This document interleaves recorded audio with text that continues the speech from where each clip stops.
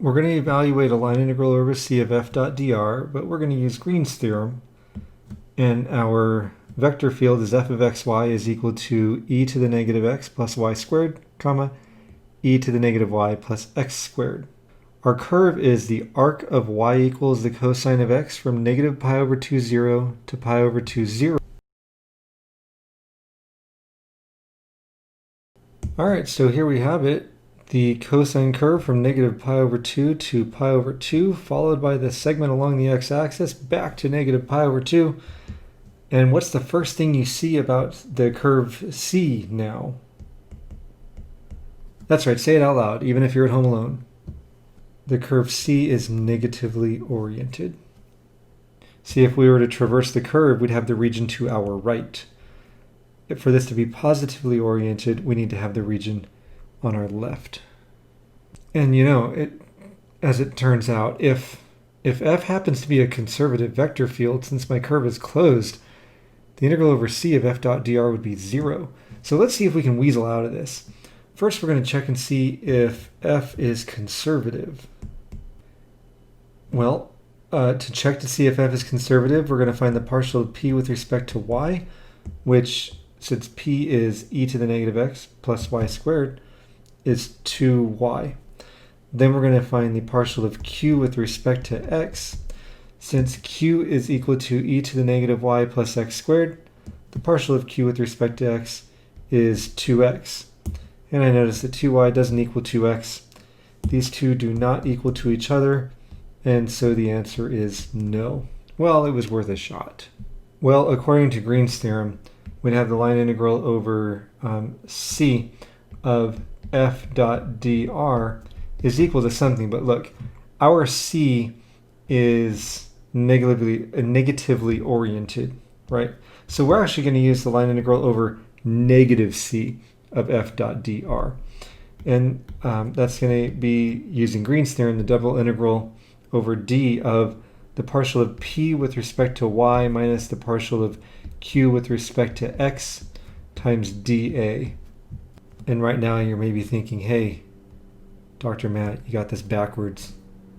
Yeah, I have it backwards on purpose, because since c is negatively oriented, we need to reverse the direction of c, and that reverses the terms in the integral. Now, look, we've already, when we checked to see if f was conservative, you know, we kind of accidentally already wrote down what the partial of p with respect to y is. It's 2y minus the partial of q with respect to x. That's 2x. And because of the way our region looks, well, it's a type 1 region, isn't it? So we're going to do dy dx, where y is going to go from 0 to the cosine of x, and x is going to go from negative pi over 2 to pi over 2. Integrating that with respect to y is going to give us the integral from negative pi over 2 to pi over 2 of y squared minus 2xy. We're going to evaluate that from 0 to the cosine of x, and then when we're done, we'll integrate that with respect to x. Substituting gives us the integral from negative pi over 2 to pi over 2 of the cosine squared of x minus 2x times the cosine of x dx. Now, 2x times the cosine of x is odd, and our interval is symmetric with respect to the y-axis. Therefore, that portion of the integral is going to go to 0. For the rest of it, we're going to use a power-reducing formula for the cosine function. And so we have 1/2 times the integral from negative pi over 2 to pi over 2 of the quantity of 1 plus the cosine of 2x dx, which then integrates to 1/2 x plus 1/2 the sine of 2x evaluated from negative pi over 2 to pi over 2. More good news, folks. If we put either negative pi over 2 or pi over 2 into the sine of 2x, that zeroes out. So we have 1/2 times pi over 2 minus pi over 2. Whole thing turns out to be pi over 2. Green's theorem can be extended. Remember, we were looking at simple regions, and those are regions that can be expressed both as a type 1 region and a type 2 region. Well, if our region can't be expressed that way, then what we do is we split it up into two regions that can be expressed that way. We then split the curve C into C1 and C2. The region D gets split into D1 and D2. And this split introduces a new component of C. In fact, it would be C3. And we're going to say C3 gives the correct orientation for the region D1. And for the correct orientation for the region D2, we need the negative of C3. In this case, then the line integral over the union of C1 union C3 of P dx plus Q dy will be equal to the double integral over the region D1 of the partial of partial of Q with respect to x minus the partial of P with respect to y dA. And in a similar way, we can consider the double integral over d2 of the partial of P with respect to x minus the partial of Q with respect to y dA by expressing it as the line integral of P dx plus Q dy over the union C2 and negative C3. Because of how line integrals work out when we have these components, if I have one line integral with C3 and another line integral with negative C3 in the same integrand, then the C3s will cancel out.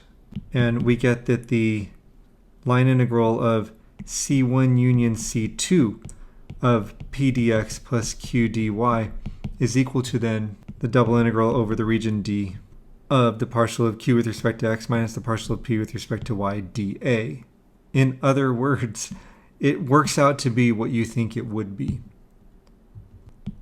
Likewise, we can extend Green's theorem to any finite union of non-overlapping regions. In all cases, the boundaries that we create end up canceling out. We can actually extend this even further to regions that have holes in them. And we do so in a similar manner. Here we have C1, the boundary of the outside boundary of a region D, where that looks like a donut that somebody bit a piece off of. And then we have the inner curve, C2. And notice that whether you're traveling along C1 or along C2, the region D is on your left, and so those have the correct orientation. And what we would do is, in this case, is we would split up D into two regions. We'll call them D prime and D double prime. Then the double integral over D of the partial of Q with respect to x minus the partial of P with respect to y dA is equal to the double integral over D prime plus the double integral over D double prime of the same integrand, of course.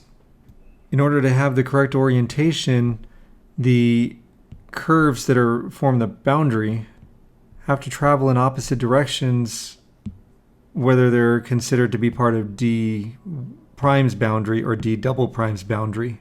So as before, they effectively get canceled out. So then this double integral over D then becomes the line integral over C1 of P dx plus Q dy plus the line integral over C2 of P dx plus Q dy, which is the result of the line integral over C of P dx plus Q dy,